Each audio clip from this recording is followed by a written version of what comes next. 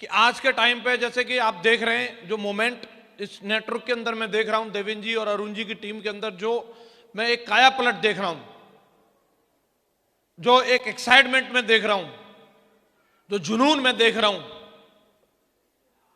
मुझे करीबन 15 साल हो गई इस बिजनेस में, मेरी टीम में 150 डायमंड है और ये मेरी प्रेडिक्शन है, ये मैं इस मंच से इस बात की भविष्यवाणी कर रहा हूं।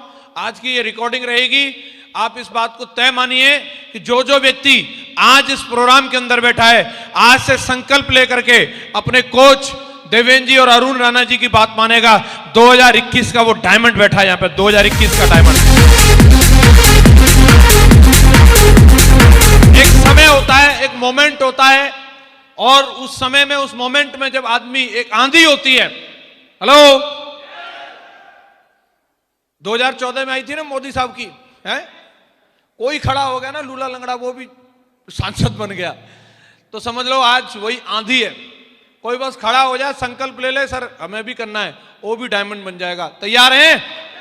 तैयार हैं? निर्णय आपका होगा। ये टीम बहुत बड़े लेवल पर जाने वाली है, इसमें मुझे शक नहीं है। आज सेप्सॉप कंपनी इतनी तेजी से लोगों की जीवन में परिवर्तन ला रही है, मुझे गर्व होता है। मुझे ऐसी महान कंपनी में काम करने का मौका मिला जिस कंपनी के 5-5 कैप्टन हैं। जिस कोई भी फ्लाइट के, जिस जहाज के 5 कैप्टन होते हैं, वो कभी डूब नहीं सकता। हाँ जी, जब हम बस में जा रहे होते हैं तो उसमें 2 लोग रहते हैं, एक पायलट होता है और एक को पायलट होता है। हाँ जी, जब हम फ्लाइट में जाते हैं तो उसमें 2 पायलट होते हैं और कुछ क्रू मेंबर्स रहते हैं। लेकिन जब इंटरनेशनल फ्लाइट में जाते हैं तो उसमें 4 पायलट रहते हैं, 2 पायलट होते हैं और 2 को पायलट होते हैं। और दोस्तों, जो फ्लाइट, हम जिस फ्लाइट में बैठे हैं उसके 5 कैप्टन हैं और 5 एक संग नहीं जाते। अगर एक आध को कुछ हो गया तो बाकी के 4 चलाते रहेंगे उसको। हाँ जी, कई कंपनियों के एक ही डायरेक्टर रहते हैं और एक का मूड खराब होता है, वो तभी बंद कर देता है उसको। अपनी के 5 डायरेक्टर हैं, एक का मूड खराब होता है तो 4 उसको सुधार लेते हैं, बोल कहीं नहीं जाना यार, काम करना है दमदारी से। तो मुझे खुशी है, ऐसे हाथों में मेरा जीवन है। मैं स्टूडेंट लाइफ में बिजनेस में आया था, पढ़ते पढ़ते मैंने शुरुआत करी थी। मेरे पिताजी एक किसान हैं और यहाँ पे बहुत सारे किसानों के बच्चे बैठे होंगे। मैं 17 साल का था जब मैंने इस काम को शुरू किया था और एक जज्बा था, एक जुनून था कि मुझे कुछ करके दिखाना है, डायमंड बनना है। लोग मेरे से पूछते हैं, सर आप में इतना जोश कैसे रहता है, आपने सर इतनी टीम कैसे बना दी? तो मैं एक ही बात बोलना चाहूंगा कि इंसान की जो जरूरतें रहती हैं, इंसान की जो आवश्यकताएं रहती हैं, उससे वो काम करवा देती हैं जो उसने कभी अपनी जिंदगी में सोचा भी नहीं होगा। आप समझ लीजिए कि अगर मैं किसी व्यक्ति से बोलूं कि ये सामने एक कांच की खिड़की है और आपको ये तोड़नी है, तो ऐसे हाथ मारेगा कोई, तो 2-3 बार कोशिश करके देखेगा, नहीं टूटी तो फिर दोबारा कोशिश नहीं करेगा। बोले क्यों चक्कर में पड़ रहे हैं सर, मेरे हाथ में चोट लग जाएगी, खून निकल आएगा, ऐसा वैसा करके तमाम लॉजिक देने लग जाएंगे। बात सच है कि नहीं? लेकिन अगर मैं बताऊं, इस कांच के उधर आपके बच्चे और उस साइड में आग लगी है और इस कांच को तोड़ो तो आप अपने बच्चों को बचा सकते हो, तो फिर ये सवाल नहीं किया जाएगा ये कांच कैसे तोड़ा जाएगा, सर हथौड़ी कहां है, मेरे हाथ में खून तो नहीं निकल आएगा। सिर मारेंगे, हाथ मारेंगे, लात मारेंगे, लेकिन कांच टूट जाएगा। कितने लोग सहमत हैं कांच टूट जाएगा? बात है तो सिर्फ एक चीज की कि अगर कोई काम बिना लॉजिक के किया जा रहा है, कोई पर्पज नहीं है, कोई उद्देश्य नहीं है, तो स्पिरिट आती नहीं है, जोश आता नहीं, जुनून आता नहीं। लेकिन जब परिवार दिखता है, जिम्मेदारी दिखती है, तो कहीं ना कहीं जोश अपने आप आ जाता है। और वो मुझे दिखता था, मेरे पिताजी एक किसान थे और मुझे दिखता था कि अगर मैंने भी खेती करी तो जैसे उनका जीवन निकल गया वैसे मेरा जीवन निकल जाएगा। मैं घर में बड़ा था, मेरा एक छोटा भाई था और मुझे डिसीजन लेना था, मुझे कुछ करके दिखाना है और मैं जानता था मार्केट की क्या सच्चाई है। अगर मैं नौकरी में जाना चाहता हूं तो अच्छी खासी डिग्री होनी चाहिए, उसके बाद भी चेक होना चाहिए, बैक होना चाहिए, जैक होना चाहिए, उसके बाद नौकरी मिलती है। अगर मैं बिजनेस में जाना चाहता हूं और लाखों रुपए महीने कमाना चाहता हूं तो करोड़ों रुपए होने चाहिए मेरी जेब में, तब जाकर के वो कर सकते हैं। और उसके बाद में भी खाली करोड़ों से काम नहीं चलेगा, आपको तजुर्बा होना चाहिए और डूब जाए तो मरो नहीं, कम से कम इतना बड़ा दिल होना चाहिए। और मैं ये दोनों चीजें मेरे पास में नहीं थी, न तो मेरे पास वो क्वालिफिकेशन थी, न उतना सोर्स था, न उतनी सारी सुविधाएं थी। और दूसरी तरफ ना उतना पैसा था कि मैं कोई जाकर के बिजनेस शुरू कर लेता। लेकिन जब मुझे मौका मिला कि यहां पे अगर आपने काम कर लिया, मैंने देखा था अपने जैसे कई लोगों को कि जब इनकी जिंदगी बदल रही है तो हो ना हो मेरी भी जिंदगी बदलेगी, और मैंने इस काम को करना शुरू किया, काम किया। और मैं अगर आज 15 साल इस काम को करने के बाद में मैं बोलूं, एक तरफ मेरी प्रॉब्लम्स हैं, हां मैं मानता हूं मुझे प्रॉब्लम आई, समस्याएं आई, और एक तरफ मेरे अचीवमेंट हैं। तो आज मैं देखता हूं कि मेरी समस्याओं के ऊपर मेरे अचीवमेंट भारी हैं। आज मैं आपको बिल्कुल दिल की बात बता रहा हूं।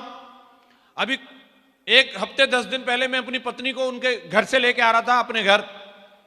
तो रास्ते से जब हम आ रहे थे तो मथुरा में बहुत सारी बारात चढ़ रही थी, और आदमी जैसा सीन देखता है वैसी भी चीजें भी याद आने लगती हैं। दूसरे की बारात चढ़ते हुए देखते तो अपनी बारात की याद आ जाती है। सहमत है कि नहीं?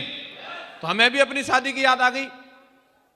आज से 12 साल पहले मेरी शादी हुई थी, कर दी थी घर वालों ने, बोला अभी बात बनी है, हो जाएगी, नहीं फिर पता नहीं बाद में होगी भी कि नहीं होगी, जो आए बोला घेर लो। तो हम याद कर रहे थे, मैं मैडम से पूछ रहा था क्या आपका इंप्रेशन था। मैडम बोल रही थी नहीं बस वो एवरेज था, मैं तो खुद को ही ज्यादा लेकर के ज्यादा आसान्वित नहीं थी, तो मैं तुम्हें लेकर के क्या होती। बोले मैं सोच रही थी ठीक है जैसे हम है वैसा ही मिलेगा और क्या मिलेगा, तुम बताओ तुम्हारा क्या था। मैंने मेरा भी कुछ खास नहीं था, मैं तो अपनी जिंदगी में थक चुका था। मैं तो जीजा जी के कपड़े पहन के तो शादी में गया था, तो मैं अपनी जिंदगी से क्या उम्मीद कर सकता हूं। फैक्ट बात बता रहा हूं आपको।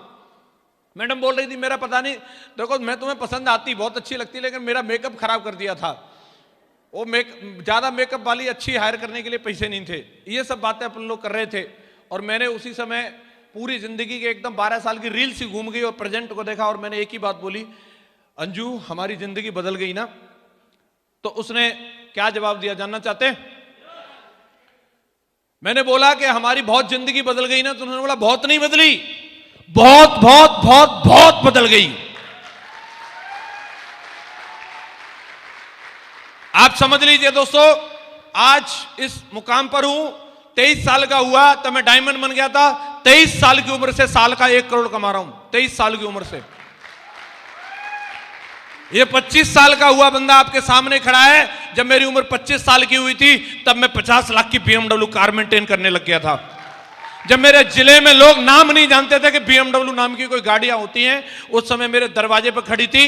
खड़ी करने की जगह नहीं थी, जहां मेरी भैंस बनती थी वहां मैंने BMW खड़ी कर दी थी ले जाकर के उसकी बगल में। हेलो, आपके सामने बंदा खड़ा है। आज मैं इस बात को गर्व से कहता हूं कि आज मैं 31 साल का हूं, यंग हूं, रिच हूं और रिटायर हूं। आज जो जीवन में जो सपना लेकर के आया था, फाइनेंशियल फ्रीडम, एक टीस थी कि पैसे से खरीदे जाने वाली चीज के लिए कभी कॉम्प्रोमाइज नहीं करना पड़े, कभी सोचना नहीं पड़े, कभी बजट नहीं बनाना पड़े। क्योंकि जब मैडम के साथ शॉपिंग के लिए जाते हैं तो मैडम 2 साड़ी पसंद करती है, एक वो जो उसको पसंद आई है, दूसरी वो जो उसके बजट में आती है। और ये कसम थी अपने आप से, ये संकल्प था, साला वो वाली लेके आऊंगा जो बजट नहीं देखना पड़े, जो मैडम को पसंद आएगी वो वाली लेकर के आनी है। ये अपने आप से टीस थी, बजट नहीं बनाना पड़े, बच्चों के लिए एक अच्छी एजुकेशन दे सकूं, बच्चों के लिए एक अच्छी परवरिश दे सकूं, ये अपने आप से संकल्प था। भले उसके लिए मुझे रेलवे स्टेशन पर सोना पड़े मैं तैयार था, भले मुझे रात भर जागना पड़े मैं तैयार था, भले मुझे गांव-गांव जाकर के लोगों से मिलना पड़े तैयार था, लेकिन मेरे बच्चे एसी में सोने चाहिए, इसके लिए मैं कॉम्प्रोमाइज नहीं कर सकता था, इसके लिए मैं तैयारी नहीं कर सकता था कि मेरे बच्चे एसी में जरूर सोने चाहिए। मैंने इस बात की कसम खाई थी दोस्तों, और आज मुझे बताते हो खुशी है। और आप लोग खुद आकलन कर सकते हैं कि जो आदमी साल में करोड़ों रुपए कमा रहा हो, तो क्या जिंदगी में पैसा की दिक्कत होगी? क्या पैसा की दिक्कत होगी? क्या मैं ये नहीं कह रहा कि मैं अपने शहर का सबसे अमीर हूं, मेरे से तगड़े तगड़े अमीर पड़े, लेकिन सबसे बड़ी बात यह है, पैसा होना एक अलग बात है और पैसे को एंजॉय करना एक अलग बात है। आज मैं अपने पैसे को एंजॉय करता हूं क्योंकि मेरे पास टाइम फ्रीडम भी है। नॉट ओनली पैसा नहीं है, आज मेरे पीछे 7 लाख लोगों की टीम है। आज जसवीर अगर कहीं भी रहे, चाहे हिंदुस्तान में रहे चाहे हिंदुस्तान से बाहर रहे, लेकिन पैसा रुकता नहीं है, टनाटन मेरे खाते में पैसा आता रहता है। आज मेरे पास समय है, आज मैं अपने आप की जिंदगी को दमदारी के साथ एंजॉय कर सकता हूं।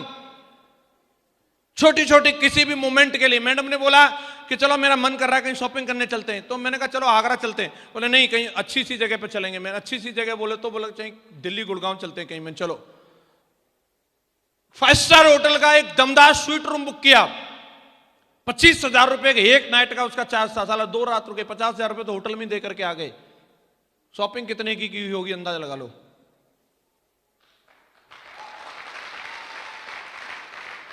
ये वो बंदा आपसे बात कर रहा है जो 10 रुपए का गुलाब नहीं ला करके दे सकता था अपनी मैडम को, आज अगर 1 लाख रुपए की ड्रेस पे उंगली रख देती है तो वो उसकी हो जाती है। मैं एक ही बात कहना चाहता हूं, मैं यहां कोई सेकी बगाड़ने के लिए नहीं खड़ा हूं, मैं एक बात बताने के लिए यहां पे खड़ा हूं कि अगर इंसान अपनी सीप आ जाकर वो ठान ले, अगर वो संकल्प ले ले, तो यहां पे बैठा हुआ हर एक बंदा टाटा और अंबानी से कम नहीं है, लेकिन वो संकल्प ले ले तो हर बंदे के अंदर वो सारी चीजें हैं। लेकिन हम कहीं ना कहीं अपनी आदतों को, अपने सपनों को जगा नहीं पाते। ठीक है, अरे ऐसे कैसे भूखे बैठे, चल तो रही है, कट तो रही है, ऐसी कटेगी तेरी, सोच ही नहीं सकता उससे कुछ अलग। आज इस लेवल पे आने के बाद ऐसा लगता है कि अगर साला मैं रुक जाता तो क्या जिंदगी होती। थैंक्स टू गॉड कि मैं रुका नहीं और आज आपके सामने हूं। बहुत सारे लोग आपको मिले होंगे और मिलेंगे, वो बोलेंगे अरे हमने भी करी थी सेप साहब, हमने करके छोड़ दिया, हम जसबीर की टीम में ही थे, अरे हमने ऐसे बहुत भाषण सुने। उनको एक ही बात बोलना, बेटा तूने एक ही गलती करी तो ये तो ठीक है, लेकिन छोड़ दी, बस यही सबसे बड़ी गलती है, क्योंकि सर ने अभी भी छोड़ी नहीं है। हेलो, और मैं बोलता हूं दोस्तों, अगर जिंदगी में आगे बढ़ना है तो एक बात याद रखना कि छोड़ना मत। सफलता जरूर मिलेगी, किसी को सफलता जल्दी मिल जाती है, किसी को देर से मिलती है, लेकिन मिलती जरूर है। कुछ बड़ा करना है तो आपको ठानना पड़ेगा और जब तक लगे रहना पड़ेगा तब तक कि आप कामयाब ना हो जाओ। क्या आप इस बात का संकल्प लेते हो? हम लोग डायमंड बनने की बात करते हैं। डायमंड बनने के बाद आदमी को बहुत कुछ मिल जाता है। 10,000 की टीम होती है, 50 लाख रुपए टोटल अचीवमेंट आ जाता है, लाख रुपए महीने आने लगते हैं, एक आइकॉनिक हो जाता है आदमी। लेकिन डायमंड कौन बनेगा? डायमंड वही बनेगा जो डायमंड बनने की चाहत रखेगा। जब तक आपके अंदर से भूख नहीं होगी, चाहत नहीं होगी, कितनी भी चीजें हैं, मैं अपनी BMW की बताऊं, मैं आपको अपने घर की बताऊं, मैं अपनी फॉरेन टूर्स की बताऊं, मैं अपनी लाइफस्टाइल की बताऊं, सब बेकार है जब तक कि आपके अंदर से भूख नहीं हो। हेलो, एक राजा ने अनाउंसमेंट की कि अगर कोई मेरा फेवरेट खाना मुझे खिला देगा, जिस खाने में मुझे मजा आ जाए, मैं उसको मुंह मांगा इनाम दूंगा, मालो माल कर दूंगा। बहुत सारे कुक आए, बहुत सारे शेफ आए, उसको बहुत कुछ बना करके खिलाया, लड्डू पेड़ा ये वो, लेकिन राजा को मजा नहीं आया। एक ऐसे नॉर्मल सा बंदा आता है और बोलता कि साहब मैं राजा साहब को उनका फेवरेट खाना खिलाऊंगा। तो लोग बोलते हैं भाई तेरे से तो तगड़े तगड़े आए, वो नहीं खिला पाए, तू क्या खिलाएगा? बोला साहब मेरी गारंटी है राजा साहब को पसंद आएगा। राजा साहब से मिलवाया, साहब ये लड़का बोल रहा है कि आपका फेवरेट खाना खिलाएगा। राजा साहब बोले हाँ जी बनाओ खिलाओ। बोले साहब आपकी अगर शर्त है कि आपको फेवरेट खाना चाहिए तो छोटी सी मेरी भी शर्त है, वो आपको माननी पड़ेगी। तो उन्होंने पूछा, बोले बताइए क्या शर्त? यह है कि आपको 2 दिन कम से कम उपवास रखना पड़ेगा, उसके बाद मेरा खाना खाना है। राजा एग्री हो गया, बोलो कोई बात नहीं, जब आप हमारा मनपसंद खाना खिलाएंगे तो हम 2 दिन का उपवास रख लेंगे। 2 दिन तक राजा ने उपवास रखा, 2 दिन तक भूखा रहा। उसके बाद में ला करके उस लड़के ने थाली परोसी और राजा जो खाने पर टूट पड़ा, उंगलियां भी चाटने लगा। बोला क्या स्वादिष्ट खाना बनाए। खाना सामान्य था, वही दाल रोटी और चावल थे, लेकिन उसमें आनंद इसलिए आ गया उसको क्योंकि पहले जब खा रहा था तब भूख नहीं थी और अब जो खा रहा था उसमें भूख थी उसको।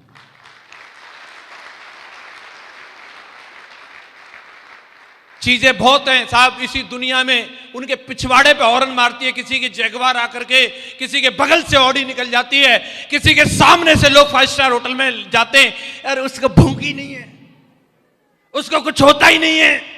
पार्टी में जाता है, दूसरे की बीवी साला एकदम ऐश्वर्या राय बन के आती है, अरे सब ठीक है, उसको भूख ही नहीं है, उसको कुछ होता ही नहीं है।